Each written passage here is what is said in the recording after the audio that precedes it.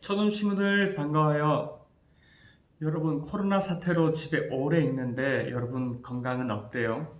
강도사님은 한 주 전부터 허리가 아프기 시작했어요.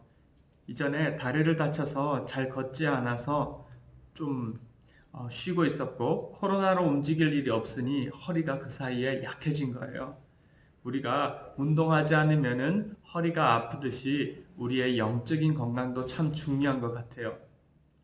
우리가 기도하는 것은 영혼의 호흡이라고 하죠. 그리고 말씀은 우리 영혼의 양식이듯이 우리가 먹는 말씀대로 순종하고 실천하고 행동하면 우리의 병든 영도 더 튼튼해지고 약한 영이 튼튼해지고 건강하게 성장하게 될 거예요.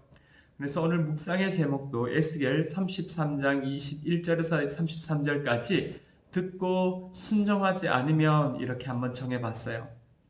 우리는 지난 시간 하나님께서 에스겔을 경계병으로 세우셨다는 것을 기억하죠.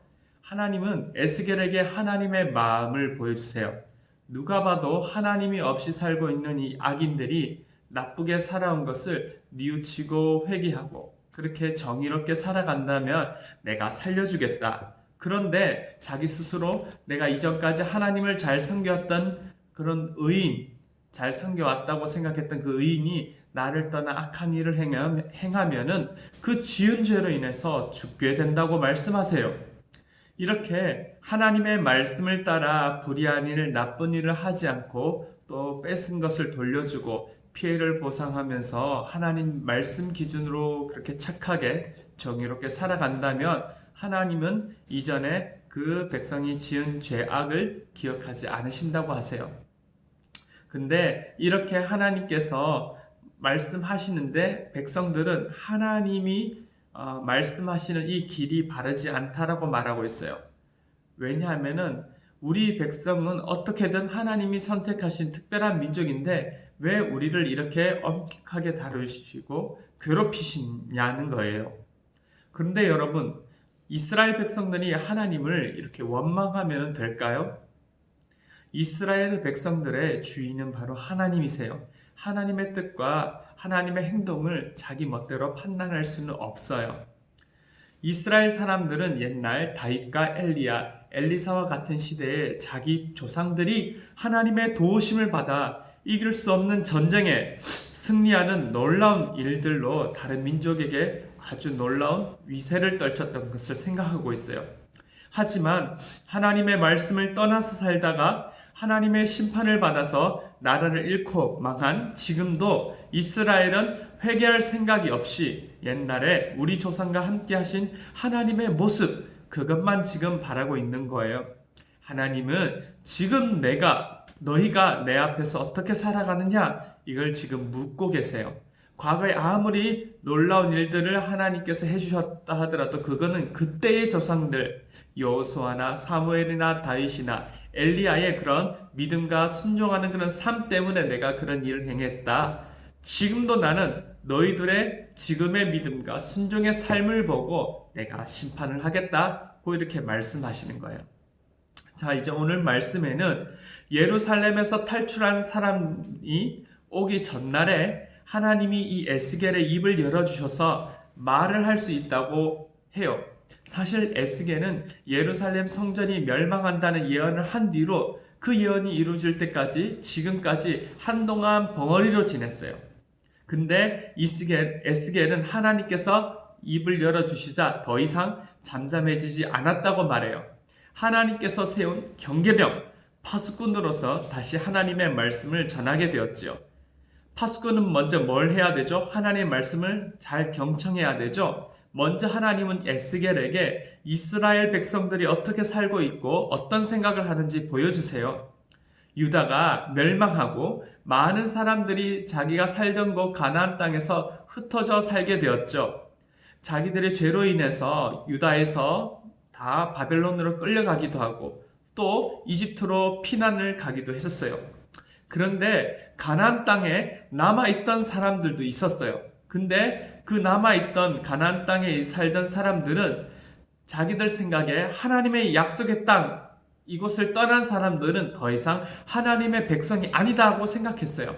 그래서 가나안 땅을 떠난 사람들이 다시 돌아오려고 하면 야, 너희는 더 이상 우리 민족이 아니니 돌아가! 라고 말하면서 너희는 이 땅에서 살 자격이 없어. 이 땅은 우리의 것이야. 라고 말하면서 그들이 떠나기 전에 살았던 그 터전, 고향을 자기 것으로 만들었어요. 바벨론에 억지로 끌려갔던 이 사람들과 또 죽음을 피해 가나안을 떠났던 이스라엘 사람들은 가나안 땅에 남아있던 이 사람들의 욕심으로 인해서 이제 고향에 돌아갈 희망도 없어지게 된 거예요.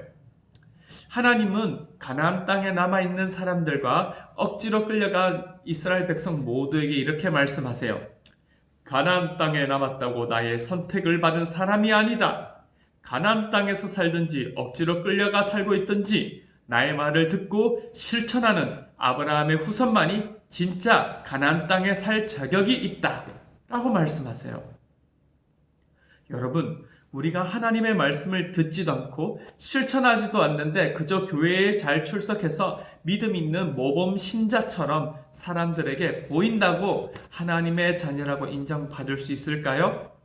하나님은 우리의 마음과 중심과 태도를 다 보시는 분이세요. 마음을 다해 하나님의 말씀을 기대하고 말씀을 생각하고 순종하는 친구들을 하나님의 나라에 들어갈 자격이 있다고 말씀하세요. 에스겔은 또 그 억지로 끌려간 그 백성들, 포로가 되고 끌려간 백성들 사이에서는 인정받는 선지자가 되었어요. 왜냐하면 유다가 멸망할 것이라고 말했던 에스겔이 진짜 자기가 말한 대로 이루어졌기 때문이에요. 그런데 이 사람들은 에스겔의 말을 듣고 하나님이 또 우리에게 무슨 말씀을 하시는지 알아보자 하는 그런 관심은 있었지만 그것을 겉으로 하나님 말씀을 적극적으로 들으려는 그 겉모습만 있지 사실 실천하거나 회개하려고 하는 생각은 하나도 없었어요. 하나님께서 이 사람들의 생각을 이렇게 에스겔에게 말씀해 주세요. 이 사람들은 마치 사람들의 마음을 즐겁게 해주는 노래하고 연주하는 음악과 같이 너의 이야기를 들을 거야 라고 말해요. 무슨 말이죠? 하나님의 심판의 말씀, 중요한 말씀 하는데 이 에스겔의 말이 뭐와 같이 들린다고요? 노래로 들린다는 거예요. 백성들이 이렇게 생각한다는 거죠. 예를 들어 야야야 에스겔이 이번에 어떤 노래 하는지 한번 들어보자. 어떤 여호와 심판 노래를 하는지 들으러 가보자. 이번에는 이 바벨론을 멸망시키는 내용은 없을까? 크크크 이렇게요. 하나님의 경고와 심판의 말씀을 백성들에게 전하는 이 에스겔의 중요한 말을 마치 그냥 노래 한 곡 잠시 듣듯이 감정적으로만 받아들이고 한 귀로 흘려버리는 거예요. 순종하거나 회개하는 행동, 그런 태도, 그런 기대가 전혀 없었다는 거예요. 하지만 하나님께서 말씀하시죠. 나중에 그 하나님의 경고의 말씀, 에스겔을 통한 하나님의 경고의 말씀대로 심판이 이루어진 이후에는 그때 노래 잘하는 사람과 같이 여겼던 진짜 선지자가 있었다는 것을 알게 될 것이라고 말씀하세요. 에스겔의 입장에서도 정말 자기 말을 그렇게만 듣는 이 백성들이 얼마나 답답했을까요?